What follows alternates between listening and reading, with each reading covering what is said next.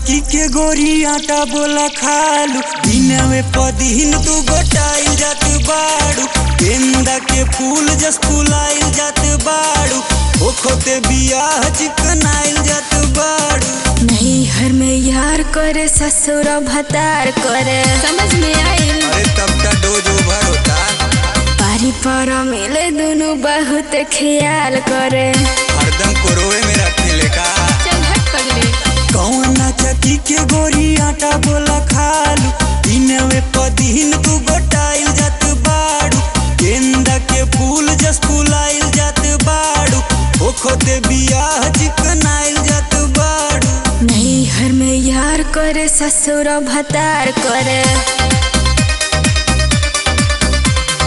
पारी पर मिले दोनों बहुत ख्याल करे।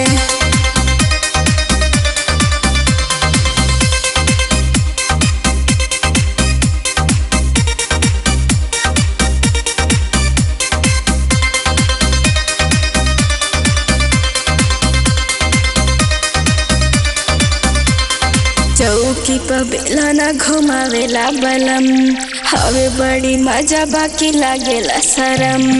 साच बोला गोरी का छुपावतारू हो खुल के न बतिया बतावतारू हो। नहीं हर में यार करे ससुर भतार करे अच्छा हाँ हो पारी पर मिले दोनों बहुत ख्याल करे। चौकी पर बेला ना घुमावेला बलम हवे बड़ी मजा बाकी लागेला शरम। साच बोला गोरी का छुपावतारू हो खुल के न बतिया बतावतारू हो। नहीं हर में यार करे ससुर भतार करे अरे ड्यूटी लगातार होता का हो पिटा जाइबा बाबू। पारी पर मिले दोनों बहुत ख्याल करे।